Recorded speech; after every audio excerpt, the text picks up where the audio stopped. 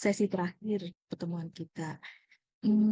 Selanjutnya sesuai dengan ini ya, request sesuai dengan request rekan-rekan semua. Nah, ini saya coba siapkan beberapa materi tentang sistem dan fasilitas pelabuhan. Nah, sebenarnya saya ini apa namanya dan Bu Ida ini ya apa namanya satu apa istilahnya satu perguruan lah di UGM dulu. Jadi kami muridnya Prof. Nuryono juga dan Bu Ida menulis buku tentang nih gak jelas nih. Oh gak jelas ya, infrastruktur dan tata kelola pelabuhan. Nah, tahun 2024 kalau nggak salah. Nanti kalau berminat bisa menghubungi Bu Ida ya. Atau sudah dapat dari Bu Ida? Belum ya? Halo? Belum Bu. Belum ya? Oke. Judulnya itu Infrastruktur dan Tata Kelola Pelabuhan. Nanti hmm, kayaknya bisa ini ya apa namanya? Di dalamnya tuh lengkap banget. Terus kemudian untuk yang internasional itu ada standarnya yang Jepang, OCDI, itu sudah saya share ya di eh, sebentar. Di ini ya link yang pernah dibagi Bu Ida ya. Kalau adik-adik ini sempat membuka linknya, sudah sempat pernah membuka linknya. Jadi selain pelajaran tentang ini ya coastal coastal structure juga ada pelabuhan. Nah, tentang pelabuhan itu sendiri biasanya sih biasa diacu oleh ini biasa diacu oleh pemerintah Indonesia juga gitu karena kondisi di Jepang dan di Indonesia kan relatif hampir sama, relatif mirip lah, relatif mirip. Jadi kadang kebanyakan juga diambil dari sini.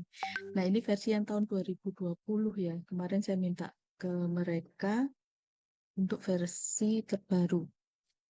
Nah, ini diperbarui terus secara bertahap sesuai dengan perkembangan ilmu di Jepang. Selain itu ada juga yang dari ini ya Eropa maupun Amerika, tetapi kita salah satu aja ya. Nah, di sini tuh lengkap banget kalau adik-adik baca ya, mulai dari apa sih yang dipertimbangkan gitu kan. Nih, ada fasilitas dan sebagainya dari pelabuhan itu sendiri. Kemudian ada perhitungan gelombang juga dan sebagainya. Ini material juga dibahas di sini. Ini gelombang. Nah, ini cukup lengkap. Jadi bisa dijadikan acuan untuk ini ya, merencanakan pelabuhan secara umum baik pelabuhan apa pelabuhan umum maupun pelabuhan perikanan atau pelabuhan untuk kepentingan tertentu ya, silakan. Termasuk nanti saya akan mengenalkan tentang water aerodrome juga. Ini gaya-gayanya juga ada, terus hitungan strukturnya juga ada. Nah, nanti silakan baca sendiri. Pada dasarnya bangunan di pelabuhan itu sebenarnya sama dengan di bangunan pantai ya, tetapi memiliki tingkat ini ya, apa istilahnya, eh, misalnya ini konkret dan sebagainya, itu mutunya harus lebih tinggi karena dia bisa jadi tertabrak kapal dan sebagainya, fasilitas-fasilitas tersebut. Nah, kemudian ini sama juga bangunan pelindungnya ada kaisong, ada eh, LC block dan sebagainya. Untuk kaisong sendiri biasanya digunakan untuk berikut seperti ini ya. Ini saya kenalkan sekilas, terus kemudian ada soil improvement juga dibahas di sini cukup lengkap sekali. Ada 1000-an halaman kah? Nah, nanti kalau adik-adik risetnya selanjutnya tentang ini bisa dijadikan salah satu referensi ya. Nah, ini misalnya bangunan pelindung pelabuhan juga ada di sini kan, ada semua juga breakwater dan sebagainya. Eh, Selanjutnya kita kembali lagi ke PPT ini ya. Tahan, ini. Jadi kita hanya akan membahas tiga karena banyak sekali ya. Ini belum semua saya masukkan karena takut nanti waktunya nggak cukup. Tapi kalau misalnya ada pertanyaan bisa langsung ditanyakan. Nanti akan saya coba untuk menjawab ya. Yang pertama tentang sistem pelabuhan, terus kemudian ada fasilitas pelabuhan dan kesimpulan. Ini merupakan pertemuan terakhir kita yang membahas sistem dan fasilitas pelabuhan. Nah, ini saya ambil dari beberapa foto di mana apa namanya transportasi air di Indonesia itu ya secara umum ya tidak hanya di Indonesia ada transportasi laut, kemudian transportasi sungai dan laut, kemudian ada transportasi feri dan antar pulau. Mungkin ada adik yang ini ya dari luar Jawa yang pernah istilahnya mencoba atau memang menggunakan fasilitas ini gitu kan ya. Misalnya ini ferry, misalnya ada ferry, ini ya ferry menghubungkan apa namanya eh, Bali, Banyuwangi dengan Bali. Nah, bisa naik ferry. Nah, biayanya juga nggak mahal ya. Nah, nanti di dalam ferry kita bisa duduk manis, mungkin eh, 1 jam atau berapa jam gitu kan ya. Terus kemudian di dalamnya ada macam-macam ini, ada restonya juga dan sebagainya sambil menikmati penyeberangan kita bisa menikmati fasilitas yang di dalam kapal. Ini juga ada kapal, misalnya kapal yang besar-besar ya, antar pulau. Kalau dulu saya 2002 itu pernah ke dari Surabaya ke Fak-Fak ya, ke Papua. Itu waktunya 4 hari, 4 malam. Nah, ini ya lumayan lama. Nah, kemudian ada perkembangan kapal kontainer di Indonesia. Nah, ini yang saya highlight sebenarnya draftnya ya. Draft yang diperlukan untuk operasional kapal. eh Ya, memang kalau kita lihat ya di YouTube atau dari berita-berita, memang ada beberapa perkembangan. Nah, yang terakhir, nah ini ada lagi yang terbaru ya, yang 2006 sampai ke sini ada New Panamax dengan panjang 397 meter. Nah, draft yang diperlukan kira-kira 15,5 meter, lumayan ya. Nah, ini Teus itu untuk ukuran ini ya, peti kemasnya. Kemudian untuk di Indonesia sendiri, dasar hukum eh, kepelabuhanan atau tentang pelabuhan itu ada ini ya. Ini khusus yang di bawah Kemenhub ya. Tapi nanti ada juga yang khusus di bawah Menteri Perikanan, Kementerian Perikanan dan Kelautan dan eh, nanti ada lagi yang di lain-lain gitu. Tetapi kita batasi yang umum ya.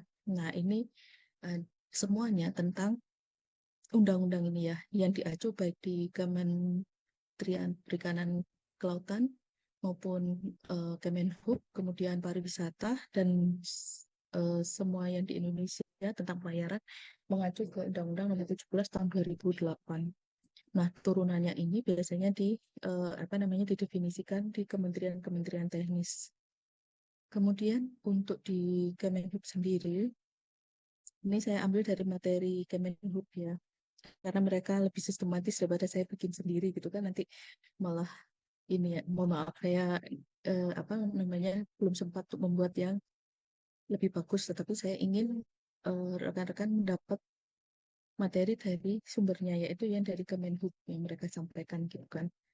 Nah ini ada undang-undang yang tadi itu tahun 2008 tentang pelayaran di mana terdiri dari angkutan di perairan, kemudian ke pelabuhannya, ini turunannya ya, kemudian keselamatan dan keamanan pelayaran, dan perlindungan lingkungan maritim. Nah, ini masing-masing juga tidak bisa berdiri sendiri, tetapi ada ini ya, apa namanya, sebenarnya ada instansi lain yang menyertai di dalam pengambilan keputusan dalam setiap ini ya, undang PP ini.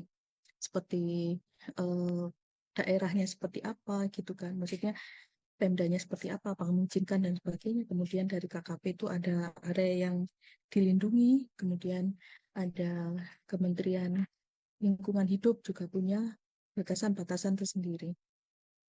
Nah, secara umum pelabuhan dan pelabuhanan itu beda, di mana pelabuhan itu tempat yang terdiri dari daratan atau perairan atau perairan dengan batas-batas tertentu sebagai kegiatan pemerintahan dan kegiatan pengusahaan yang digunakan sebagai tempat bersandar atau operasional ini ya, apa namanya, bongkar muat, penumpang dan sebagainya.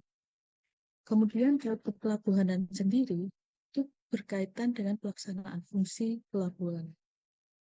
Jadi nanti ada apa istilahnya, lebih ke apa istilahnya ya, operasional yang ini ya, ada lalu lintas kapal dan sebagainya, tempat perpindahan intra dan atau multimoda. Terus kemudian lebih impact-nya adalah mendorong perekonomian nasional dan daerah terkait. Kemudian ada tatanan kepelabuhan nasional. Nah, ini teori banget ya, jadi ngantuk ya. Nah, tetapi ini nanti saya share materinya, nanti bisa dibaca sendiri ya. Kemudian ini tahun 2015 ya. Jadi waktu itu saya pernah ikut kegiatan Kemenhub gitu. Jadi saya dapat materi dari mereka. Yang terbaru mungkin ada, tapi ini mohon maaf saya belum dapat. Tapi saya yang dapat saya dari ini yang Dirjen Udara itu. Nanti saya jelaskan di belakang. Kemudian untuk pemetaan hierarki pelabuhan dalam rencana induk pelabuhan nasional itu ada 3, yaitu pelabuhan utama. Pelabuhan utama itu yang besar-besar ya. Misalnya di Sumatera itu ada Belawan. Misalnya yang terus banyak banget ya. Terus kemudian di Jawa ada Tanjung Priok, ada Tanjung Mas, ada Tanjung Perak, macam-macam ya. Terus kemudian di Bali juga ada banyak, ada 2 ya, apa, Benoa. Kemudian di masing-masing pulau itu biasanya ada, tetapi kita punya hub yang ini loh, misalnya di Makassar itu ada 1 pelabuhan juga. Kemudian pelabuhan pengumpul, nah ini sifatnya ini ya, apa namanya, istilahnya menyambungkan antara pelabuhan-pelabuhan ini kecil. Dan Tanjung Balai Asahan ini saya pernah ke sana, ini pelabuhannya itu ya tidak terlalu luas gitu, tetapi dia menghubungkan ini ya, apa, sungai-sungai dan sebagainya. Kemudian ini bisa menuju Belawan atau bisa menuju Malaysia. Kemudian ada pelabuhan Pengumpan. Pelabuhan Pengumpan itu pelabuhan yang lebih kecil lagi. Misalnya di wilayah Tanjung Mas itu ada ini ya, Jepara, terus kemudian ada ini apa, pantai, apa, pelabuhan-pelabuhan kecil di sekitarnya. Kemudian untuk perencanaan pembangunan pelabuhan sendiri, nah ini dimulai dari tahapan pradesain, kemudian desain dan pasca konstruksi, tahapan konstruksi dan pasca konstruksi. Nah ini ada ketetapan-ketetapan yang harus dipenuhi. Jadi semua pembangunan pelabuhan itu harus tersebut atau harus masuk dalam RIPN dulu, rencana induk pelabuhan nasional dulu, baru kemudian dilanjutkan ke tahap desain dan sebagainya. Nah, seperti ini. Jadi, pra studi kelayakan dilakukan, setelah itu diajukan eh, ke Kementerian Perhubungan untuk dibuatkan kajian RIPN-nya. Nah, kemudian dilakukan studi kelayakan. Nah, ini biasanya cepat ini waktunya ya kan. Kemudian dari studi kelayakan ada beberapa alternatif lokasi yang kemudian dikaji dan ditentukan lokasi pastinya. Nah, lokasi pastinya itu tentu sudah berkoordinasi dengan beberapa stakeholder terkait ya. Kemudian ada rencana induk pelabuhan, kemudian ada studi lingkungan, AMDAL dan sebagainya. Kemudian di tahap desain ada survei investigasi dan desain ini dan dilanjutkan dengan DED. Nah, selanjutnya diajukan untuk memperoleh izin pembangunan, baru dilanjutkan ke tahap konstruksi, kemudian izin operasi dan pasca konstruksi. Nah, ini ada apa namanya acuan-acuan ini ya regulasinya. Kemudian kita ke fasilitas pelabuhan. Saya mengambil contoh fasilitas pelabuhan Tanjung Priok. Nah, teman-teman kalau misalnya ini ya lihat dari Google atau apa gitu kan kelihatan ya bahwa pelabuhan Tanjung Priok itu ini ya apa cukup eh, ramai gitu kan. Ini ada beberapa terminal peti kemas, kemudian ada pelabuhan yang mengangkut minyak, kemudian ada pelabuhan yang mengangkut tepung. Nah, ini PT Bulkasari ini biasanya berupa ini ya apa tepung atau apa. Nah, itu mereka melakukan aktivitas bongkar muat di terminal-terminal khusus ini. Nah, ini bisa di sini ya. Bentar. Ada pertanyaan sampai sini? Silakan. Kita ngobrol santai ya. Si.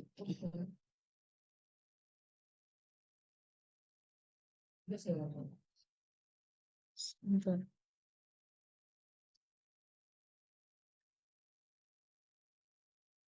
Nah, ini ada Tanjung Priok. Bisa rekan-rekan ini ya, coba di sini dicari. Wah, ini saya nggak bisa lihat. Ah, nanti ya. Kalau sudah saya stop dulu ya. Nah, terus di sini. Nanti kalau ada pertanyaan silahkan ya langsung aja. Nah, ini ada terminal peti kemas Tanjung Priok yang tadi itu ya. Nah, ini ada 3 area di mana ketiga areanya itu memiliki fasilitas yang berbeda. Nah, ini misalnya ada dermaga, ada zona 1, 2, 3. Ini saking sibuknya ya, jadi eh, apa namanya keperluan atau kebutuhan dermaganya banyak seperti ini ya. Nah, ini ada grafnya. Di zona 1 itu -10, jadi kapalnya lebih kecil daripada di zona 2. Kemudian di zona 3 ini beragam ya kedalamannya. Kemudian ada lapangan penumpukan. Nah, ini yang paling luas di zona 3 pengembangannya ya. Kemudian ada alatnya juga. Ini alatnya di zona 1 ini ada quay crane, ada rubber tight gantry crane. Ini bisa di search ya di Google untuk mencari seperti apa sih bentuknya gitu kan. Nah, peralatan ini eh, biasanya sudah cukup apa istilahnya cukup maju gitu kan. Jadi mereka biasanya menggunakan sedikit orang gitu. Jadi dikendalikan oleh komputer. Kemudian ada juga ini misalnya dermaga, oh yang dermaga apa namanya Terminal 2 ini untuk domestik ya. Nah, untuk yang pesawat kapal yang gede-gede tadi, misalnya yang draftnya ya kan, draftnya lebih dari 12 itu nanti ada di yang ini. Ocean Going ini biasanya internasional ya. Internasional itu biasanya yang eh, apa namanya peti kemas yang gede-gede itu. Nah, ini ya ada supportnya juga, ada river plug seperti ini. eh jadi terus kemudian ada tata kelola di sini lengkap sekali. Nah, kalau di buku Prof. Nuryono itu juga sudah dijelaskan tentang ini berapa definisi ya nanti bisa pelajari sendiri. Kemudian, tadi lupa belum dicari. Nah ini, ya rekan-rekan bisa lihat ini ya. Tuh, fasilitasnya cukup lengkap. Jadi yang cukup lengkap di Indonesia itu ada yang pernah saya datangi, Tanjung Priuk, kemudian Tanjung Perak yang di sebelah ini, apa, dekat Gresik itu. Saya lupa.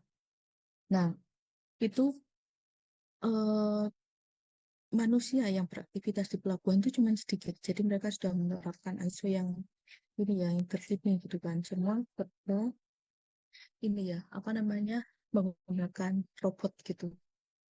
Jadi canggih sekali. Indonesia sudah memiliki fasilitas pelabuhan yang standar internasional. Nah, pelabuhan yang terbesar di Asia Tenggara ada di Singapura. Nah, teman-teman bisa ini ya lihat di Google Earth dan sebagainya. Itu Singapura tuh demikian majunya, padahal negara kecil ya. Nah, tetapi mereka punya beberapa punya fasilitas pelabuhan yang bisa menghandle lalu lintas barang di seluruh dunia lewat Selat Malaka. Kemudian ada fasilitas pelabuhan perikanan. Di sini saya mengambil contoh pelabuhan ini ya, apa, perikanan. Jadi Pak, PPP itu pelabuhan pendaratan, ya pendaratan kan sih, tempat pendaratan ikan. Ini ada hierarkinya juga. Nanti coba saya carikan ya, tapi saya lupa. Ya, ini intinya, ini adalah pelabuhan besar. Tapi yang paling besar nanti ada pelabuhan Nusantara, gitu. Nah, kalau pelabuhan Nusantara biasanya kapalnya lebih besar lagi, gitu kan, 20 GT dan sebagainya. Nah, ini ada di Teluk Pacitan. Nah, ini ada breakwaternya. Kemudian untuk pelabuhan perikanan pasti ada cold storage-nya, ada pabrik esnya, biasanya seperti itu ya di sini. Nah, kemudian ada ruang maintenance kapal dan sebagainya, seperti ini. Nah, kita bisa melihat fasilitas perikanan, fasilitas pelabuhan perikanan tadi tadi belum di-share. Kalau belum bisa, saya di ini ya, dikasih tahu, biar saya, ini kadang saya kelupaan. Bentar.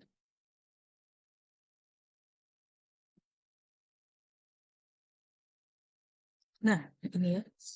Jadi saya cerita ini, ya kan? Nah, ini ada beberapa fasilitas breakwater.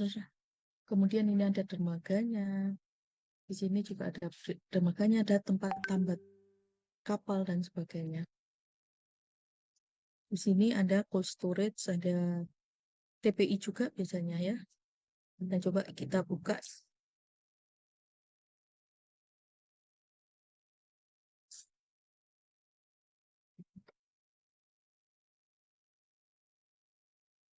Oke. Ini ya. Ini kelihatan ya? Terlihatkah? Semoga terlihat ya. Nah, ini ada pelabuhan perikanan pantai. Jadi pelabuhan perikanan pantai. PP tadi ya, PPP tadi. Tamperan di Kabupaten Pacitan. Nah, pelabuhan ini apa namanya, di bawah dinas ini ya, Dinas Kelautan dan Perikanan Provinsi Jawa Timur. Kemudian fasilitasnya apa saja? Kita coba yuk lihat. Nah, seperti ini. Ini breakwaternya. Mereka menggunakan apa ini? X-block kayaknya. Iya, X-block dan ada tetrapodnya juga. Ada batu juga. Nah, kapalnya seperti ini. Kapalnya kapal kecil ya. Terus ini ada kapal yang lumayan gede, mungkin 10 atau 20 GT ya. Groston. Nah, seperti ini. 420 Groston. Ini gede. Kemudian ini ada fasilitas dermaga. Di sini mereka menggunakan kaisong. Tadi ada ya di standar Jepang tadi. Ada kaisong, ada trestle. Kemudian ada jeti, ini jetinya ya. Kemudian ada jeti lagi dan ini untuk fungsinya untuk bongkar muat ikan, kemudian tempat pelayanan kegiatan operasional, terus pelayanan penyuluhan juga dan untuk peningkatan kapasitas juga gitu kan. Terus kemudian ada kolam labu, sepertinya ini di extend ya. Kolam labunya mungkin di sini dulunya sehingga karena ini ya aktivitas nelayannya semakin banyak sehingga di extend sampai sini. Nih, kan ada yang dari Pacitan ya nanti bisa cerita. Terus kemudian ini ada revetment. Revetment itu adalah bangunan pelindung pantai. Dia melindungi dari erosi yang di ini ya. Jadi ini tumpukan batu ya. Revetmentnya. Saya ya teman saya. Gini ya. Terus kemudian ada fungsinya dan ada juga sorry ya.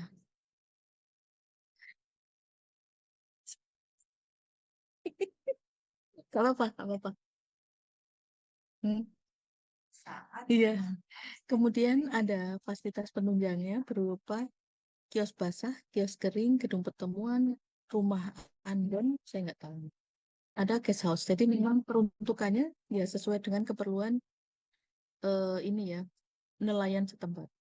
Nah ini termasuk di dalamnya fungsional yang lain gitu kan. Nah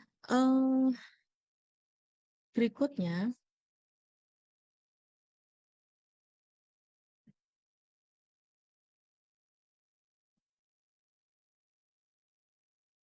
nah ada juga fasilitas ini water aerodrome.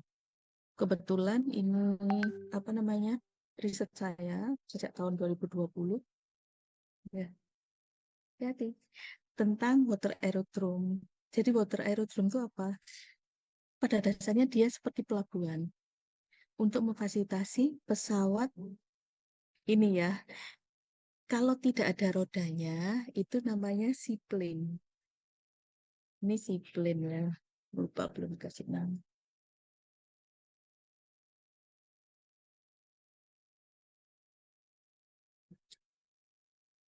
Kalau dia beroda, itu namanya pesawat amfibi. Bentar.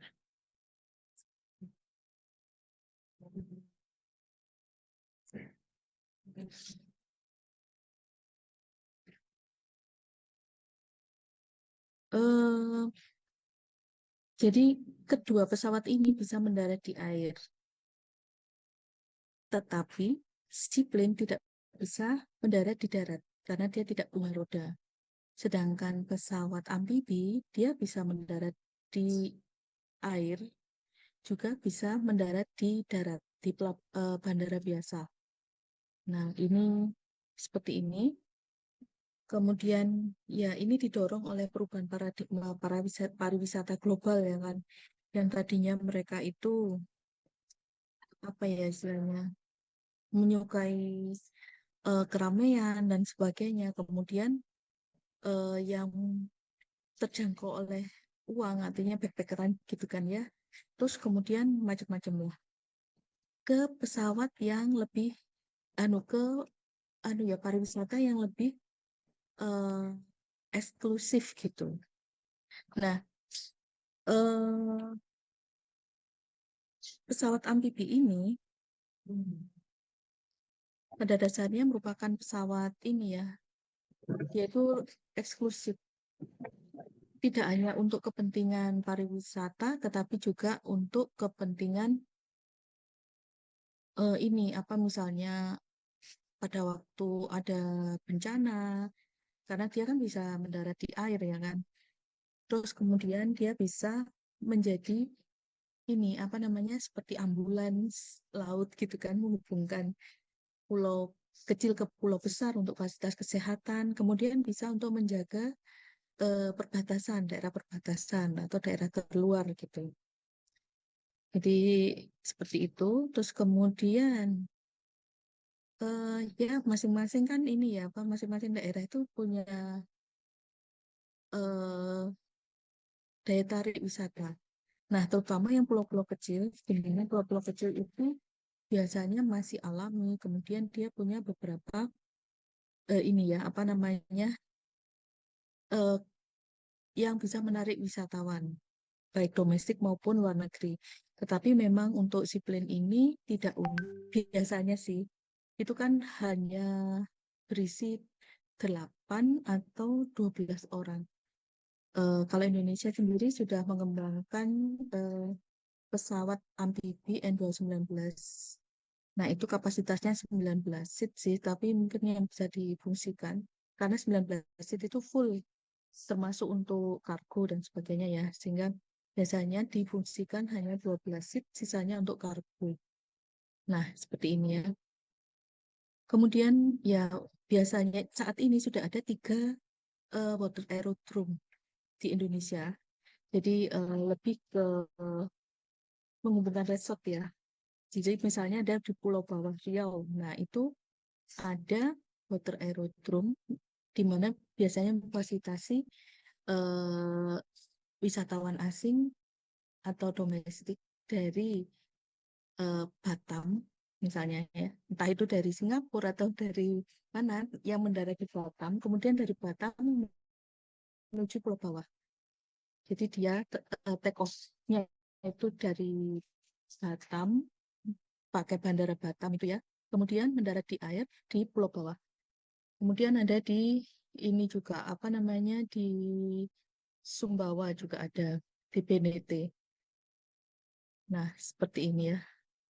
Jadi ada kelayakan pemilihan lokasi. Nah, ini ada kelayakan eh, apa namanya?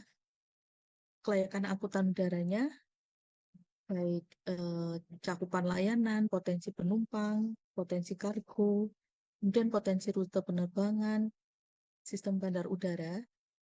Jadi ini mengikuti sistem bandar udara. Jadi nanti ada apa namanya kayak eh, apa yang ada di peraturannya ACIO. Jadi ada peraturan standar bandara udara. Tetapi ketika di air dia mengikuti aturan IMO karena dianggapnya sebagai kapal itu. Kemudian ada kelayakan operasional di mana itu tergantung pada jenis pesawatnya.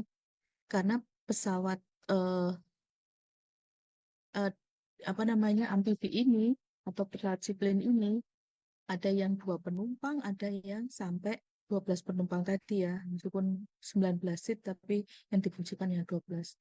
Nah, itu tergantung cuaca juga karena dia ketika mendarat di air, nah itu ada misalnya gelombang dan sebagainya itu juga diperhitungkan. Kemudian adanya penghalang misalnya gangguan-gangguan, bukan gangguan sih sebenarnya, lebih ke karena dia bisa mendarat di air, padahal air itu biasanya domainnya nelayan kan. Nah, itu ada. Terus kemudian ada kayu dan sebagainya itu eh, di ini ya, dihilangkan dulu gitu kan.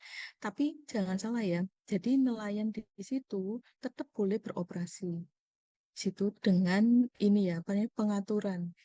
Jadi bandara udaranya, bandara airnya itu juga di kawasan yang biasanya tidak terlalu kaku, tetapi ada jam-jam tertentu di mana nelayan itu tidak bisa melewati eh, area tersebut. Jadi ada semacam rambu-rambu gitu yang dipasang di sekitar water aerodrome ketika pesawat akan beroperasi.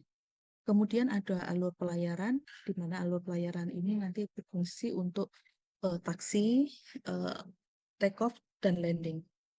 Kemudian penggunaan ruang udara juga diatur, terus ruang perairan, benda-benda terapung, terus ini ya, apa fasilitas keselamatan penerbangan. Kemudian ada kelayakan teknis pembangunan, ini eh, sama ya dengan yang ada di pelabuhan. Pelabuhan pun memiliki ketentuan ini ya, kondisi topografi batimetri, tinggi gelombang, kedalaman perairan, kecepatan, pasang surut, olakan, dan air jeram. Cuman di sini tinggi gelombang itu ini ya apa memang diusahakan maksimal 0,5 meter, jadi relatif tenang. Jadi makanya dalam water aerodrome ini atau pelabuhan untuk seaplane atau pesawat amfibi itu gelombangnya yang dibutuhkan adalah relatif kecil sehingga tidak bisa beroperasi eh, setiap saat. Dia harus diatur ini apa harus melihat kondisi tersebut sehingga dia memungkinkan untuk take off dan landing. Kemudian untuk kelayakan yang lain ada kelayakan pengembangan wilayah, kelayakan lingkungan, kelayakan sosial, terutama ini ya masalah sosial itu biasanya menjadi masalah utama, yaitu keselarasan dengan ini ya masyarakat setempat. Terus ini ya kelayakan lingkungan ini juga berpengaruh. Misalnya eh, kita tidak boleh memilih daerah konservasi selain diizinkan oleh Kementerian ini ya Kementerian Lingkungan Hidup dan KKP. Jadi ini memang apa namanya standarnya lumayan gitu kan ya. Terus kemudian kelayakan ekonomi. Nah ini fasilitas-fasilitasnya nanti saya tunjukkan yang di Maldives maupun di BNT ya. Ada fasilitas pada sisi pesisir. Ya ini di sebelum sebelum ini ya sebelum take off ya. Jadi ini ada fasilitas di sisi perantara ya. Jadi kalau dermaga kan tempat bersandarnya kapal. Nah, dermaga di sini tempat bersandarnya pesawat sama kan. Terus kemudian ada fasilitas di sisi air, ada runway, terus kemudian taksi, channel, terus kemudian ada kolam putar sama kan ya dengan ini ya pelabuhan. Kemudian ada area penambatan. Nah, ini ada area stand pesawat. Kemudian ada fasilitas teknis di darat ya, seperti hanggar, bangunan terminal, kemudian jalan akses, dan sebagainya. Nah, tentu fasilitas keselamatan penerbangan juga tidak bisa dihindarkan ya. Ini ada beberapa dari A sampai G ini. Nah, yang jelas, pesawat ini ya, pesawat amfibi maupun pesawat seaplane itu harus dicuci setelah operasi. Jadi misalnya sehari dia dua ini ya, misalnya 2 kali perjalanan. Nah, pada sorenya dia harus dicuci untuk menghindari karat, anu ya, terjadinya karat. Gitu. Mungkin di sini, sampai di sini ada pertanyaan?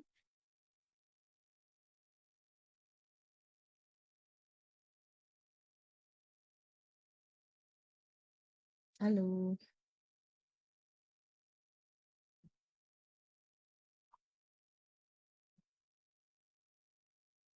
halo.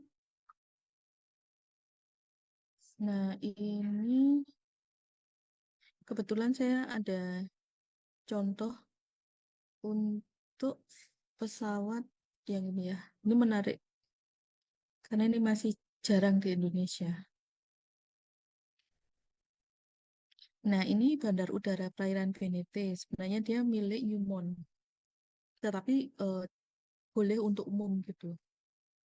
Nah, lokasinya di ini ya, di perairan Benete. Nah, ini harus tersertifikasi ya.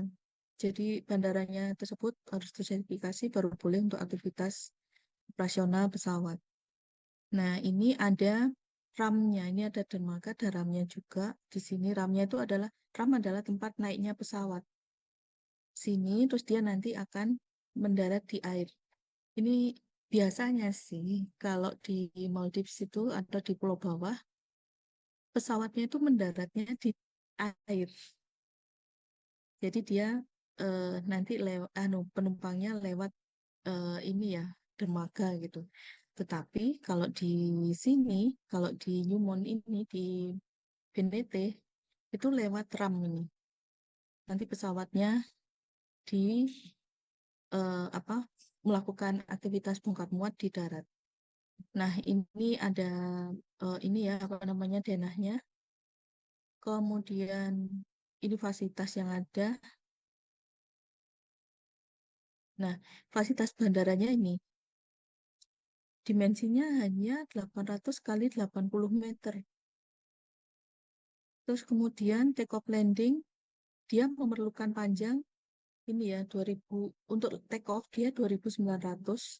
Untuk landingnya dia perlu 1.100 meter. Kondisi permukaan air untuk take off landing, kedalaman airnya tidak ada setengah meter ini ya. Setengah meter, sorry, 20 sampai 28 meter karena di sana ada laut ini ya, apa namanya di apa selat ya. Jadi dia dalam banget ini.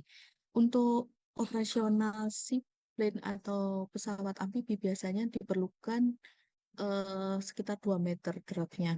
Artinya air yang digunakan untuk operasional itu minimal 2 meter ya. Nah, ini ada 20 sampai 28 meter, jadi cukup banget ya.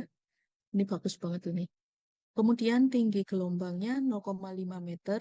Hmm, Lumayan ini, tapi ini tidak terjadi ini ya setiap saat ya. Jadi ada saat-saat tertentu dia gelombangnya segini. Jadi untuk operasional pesawat itu bisa. Kemudian kecepatan airnya lumayan ya, kurang dari 5,5 kilometer per jam. Jadi itu berapa meter per detik ya. Kemudian ada beberapa rambu untuk apa marking gitu kan ya. Terus kemudian ini ada beberapa fasilitas yang disediakan. Nah, ini penghalang atau ini ya, restriksinya itu perbukitan. Memang daerah di situ perbukitan ya.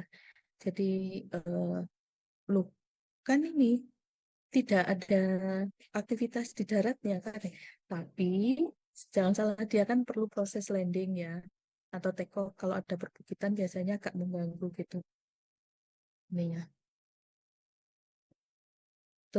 Tapi ini apa? Biasanya pilot yang sudah pengalaman bisa asalnya mengantisipasi itu.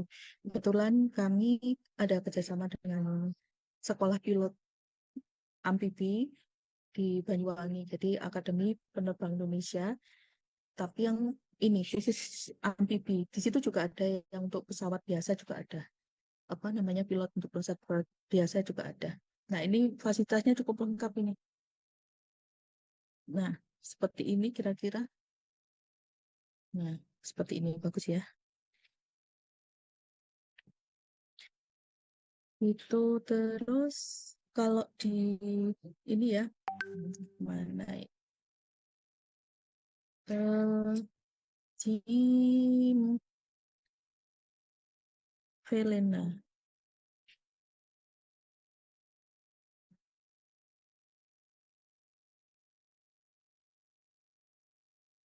Halo, kalau bosen ini ya bilang ya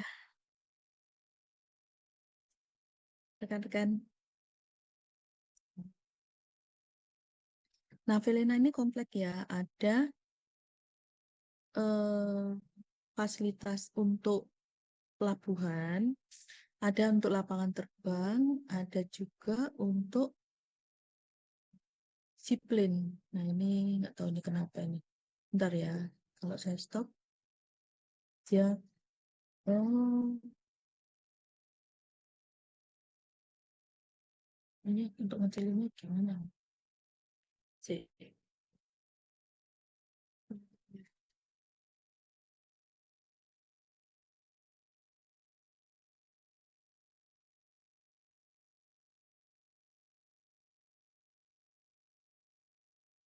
Ya, bentar ya.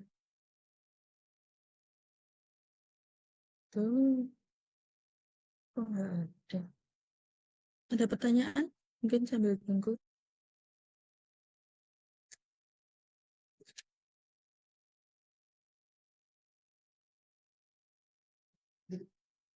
Bentar ya.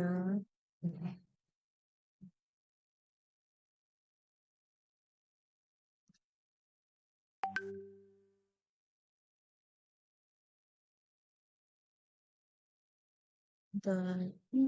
Ini di Maldives ya, di Maladewa. Nah, ini ada multimoda transportasi. Nah, ini ada bandara Velena. Belena International Airport ya. Ini lumayan sibuk bandaranya untuk tujuan pariwisata. Kemudian di sisi kiri ada eh, pelabuhan sini. Ini juga ada yacht dan sebagainya ya. Kemudian di sisi kanan, nah seperti ini, mereka transfer dari bandara ini apa? Terminal bandara, kemudian transfer ke terminal seaplane. Nih, ini ada banyak seaplane di sini.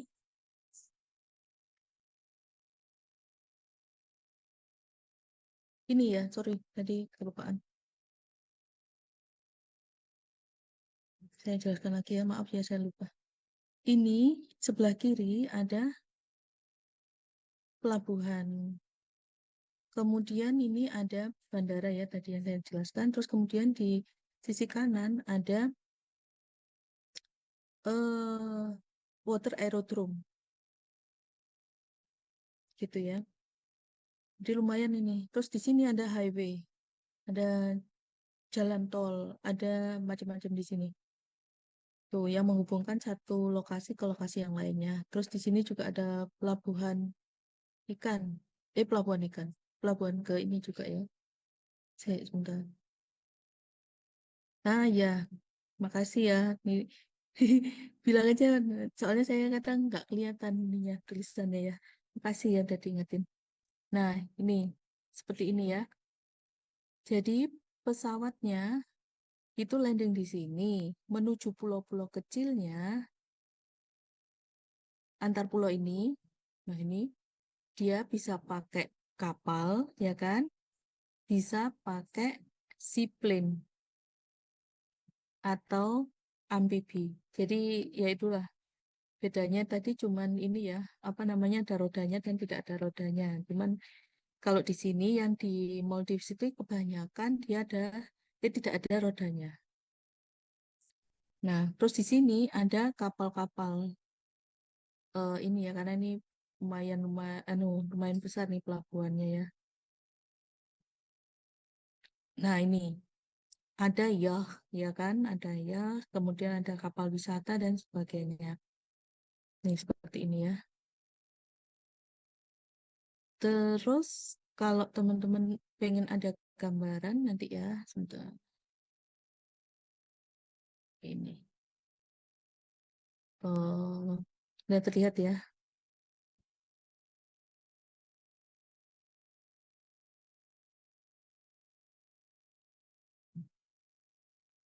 Hmm,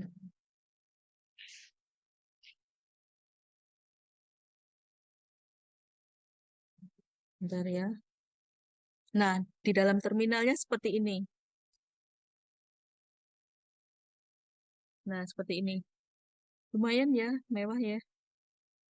Nah, ini seaplane-nya. Ini kapasitasnya ada yang 8, ada yang 12.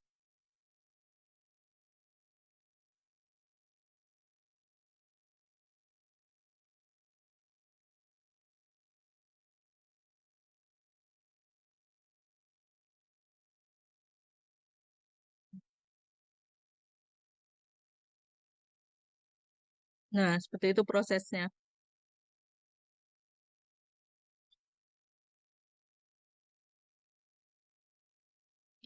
Ini seperti angkot ya. Jadi ada ininya, ada rute-rutenya. Nah, ini loading kargo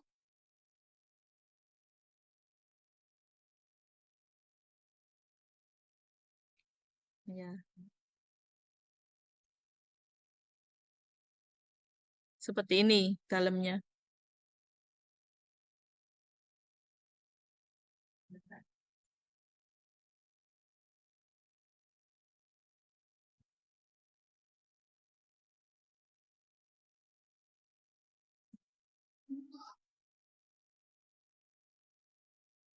Hmm.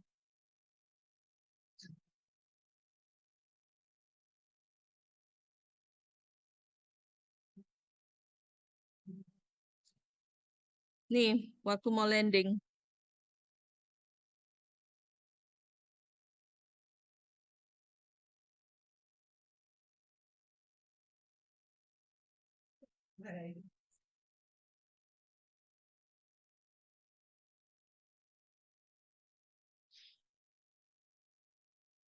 Nah, pada saat gelombang besar, ini kebetulan di darat ya, maksudnya bisa menempel ke dermaga yang dekat daratan. Tetapi bila ada ini ya, apa namanya kondisi yang buruk, mereka akan mendarat di tengah laut, kemudian transfer ke darat menggunakan kapal. Ini seperti ini.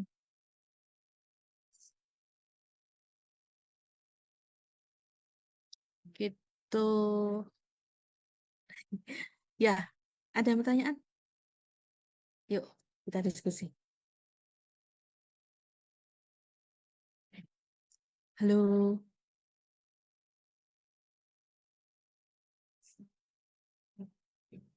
halo, ya, silakan. Kalau ada yang mau ditanyakan.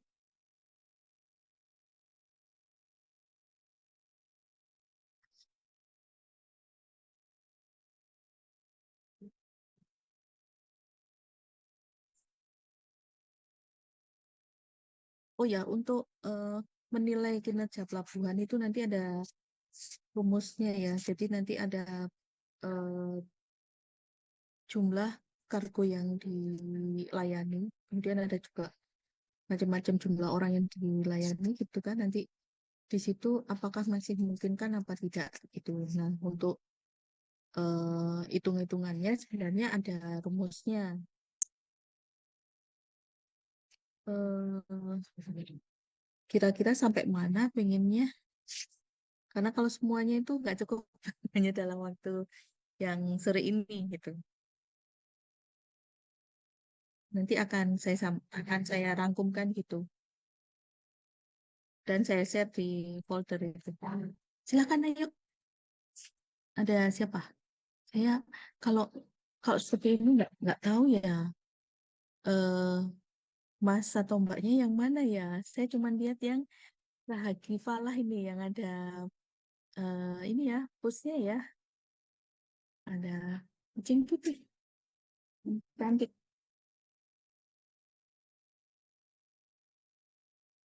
Oke, ada lagi?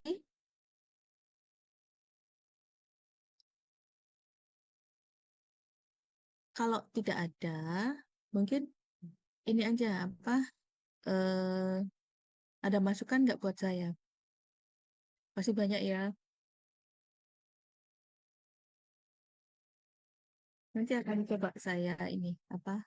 Kalau misalnya ada yang bisa saya bantu, saya akan coba siapkan materinya. Kalau di sekolah vokasi itu nanti dapat mata kuliah pelabuhan juga ya? Atau ini saja, yang saat ini aja, atau nanti ada lagi? Sepertinya nanti ada di semester depan mungkin. Ah, oke. Jadi biasanya memang ini Mas, terima kasih Mas Fadilah ya, Muhammad Fadilah. Jadi saya pun dapat mata kuliah ini sekitar 1 semester ya kan, 2 SKS. Nah, memang nanti akan ada macam-macam ya apa namanya, misalnya desain pelabuhan. Sebelum desain sebenarnya kita harus mengevaluasi pelabuhan. Apakah pelabuhan itu perlu dibangun apa enggak seperti yang langkah-langkah tadi gitu kan. Nah, oh iya perlu dibangun atau pelabuhan existing. Kita akan evaluasi apakah masih mencukupi atau sudah over capacity gitu. Nah, kalau over capacity nanti kita lihat apakah kita bisa meningkatkan performa pelabuhan tersebut dengan menambah dermaga, kemudian meluaskan area pelabuhan atau kita perlu membangun pelabuhan baru yang apa istilahnya menunjang pelabuhan besar tersebut. Jadi kalau misalnya in case apa hinterlandnya terlalu luas gitu, nah kita bisa bagi gitu kan ke daerah yang lain gitu yang punya prospek yang lebih. yang punya potensi yang lebih tinggi gitu. eh Seperti itu. Ya, ada lagi.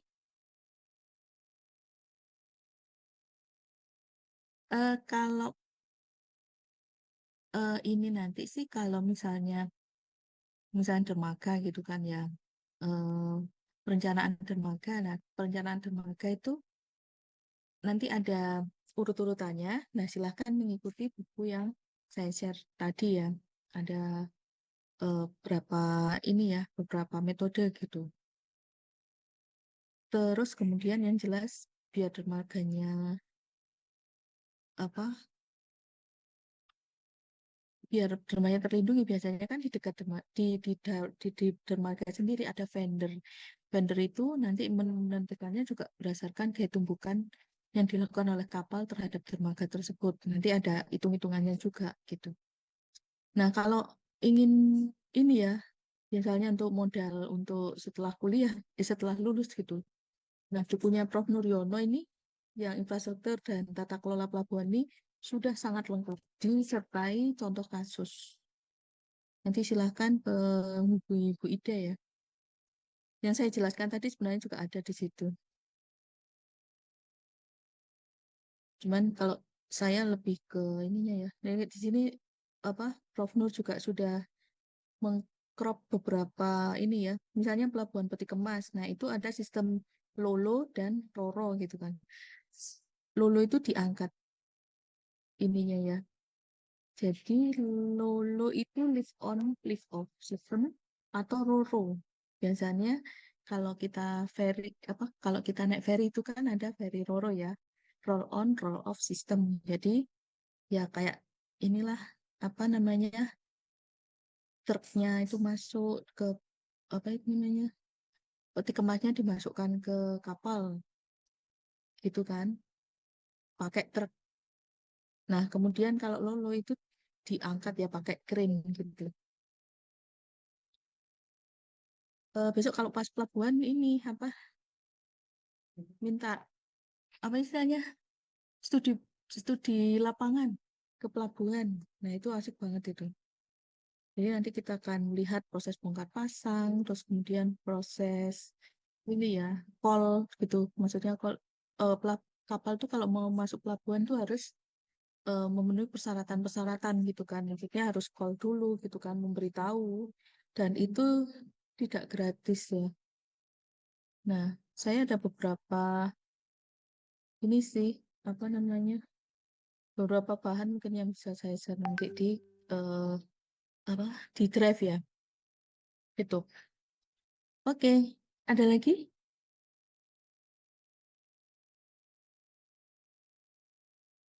Halo? Belum ada, Bu. Oke, ya mungkin udah jelas ya.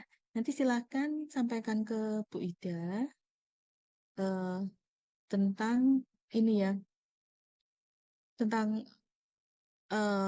respon teman-teman misalnya tentang bangunan pantai oke, pelabuhan oke. Nah, kebetulan saya punya bahannya. Nah, nanti saya akan share gitu kan. Dan saya akan coba untuk jawab bila saya ini apa namanya, mungkin ada pertanyaan yang terkait teknis atau aplikasi di lapangan gitu ya.